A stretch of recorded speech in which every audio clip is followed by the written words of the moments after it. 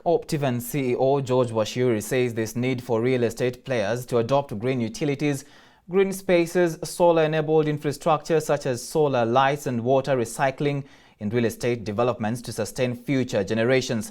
Speaking while commissioning the Fountain of Peace at Amani Ridge in Kiambu County, Washiri said Optiven is seeking to achieve this through adoption of solar energy, where all their street lights will be 100% solar powered. The Amani Ridge launch comes at a time when the real estate sector has continued to suffer the brunt of COVID-19 pandemic. Our reporter Alice Diana tells us more on this new development.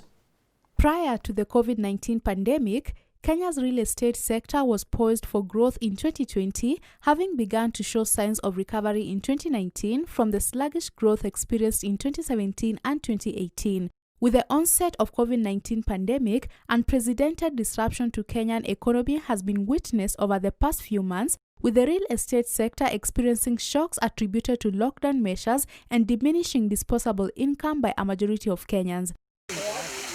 Speaking on Friday while commissioning the Fountain of Peace at Amani Ridge in Kiambu County, Optiven Chief Executive Officer George Washiri said the sector has experienced a decline in commercial real estate spaces. There are some effects, especially in commercial real estate. We have seen a decline in commercial real estate spaces for the offices, because right now Kenyans have discovered they can be able to work from home, but we have seen an increase on demand on residential real estate. Washiri thanked the government for cushioning the sector by allocating money towards infrastructure that will see more roads leading to gated communities being constructed, and also for waiving the duty on solar products. We saw the budget, the government allocated 56.6 billion towards the infrastructure development, and in Kenya we say that infrastructure influences development. So if the government can be able to upgrade our roads, especially as you entered from Gamete Corner, this particular place, you can see the government is already upgrading the road. So once they do this kind of upgrade, the developers like Optiven, they are now able to have energy, to have power to keep developing the homes. The immediate impact on the real estate sector has been reduction of labor force and disruption of supply chains, which is expected to translate to longer development periods.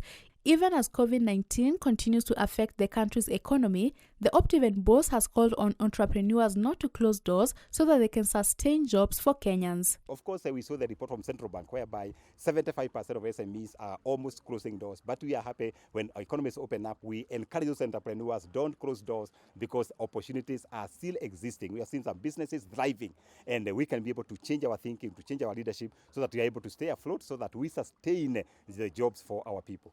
An estimated 320 houses will be built on the project launched today, which sits on 100 acres of land. Even as COVID-19 continues to affect businesses across the country, Optiven CEO George Washiri has called on investors to think differently and do things differently during this period. For Hope TV News Watch at Amani Ridge in Kiambu County, I'm Alice Diana.